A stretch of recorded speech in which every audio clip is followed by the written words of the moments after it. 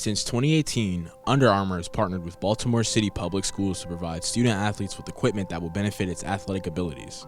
Recently, the National Academy Foundation has been limited in their athletic facilities.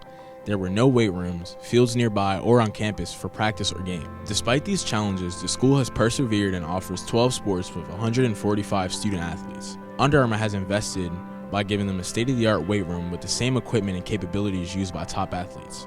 This renovation is one of 26 school facility projects Under Armour has completed in Baltimore City Public Schools. Having these athletic resources and training sessions can help students prepare themselves to become the best athlete they aspire to be. This is where students come to train and build a stronger relationship. If there's a goal to be reached, it can happen with lots of hard work and dedication. We see unity in each of these students pushing each other to become successful, cheering each other on and knowing that they're capable of anything they put their minds to.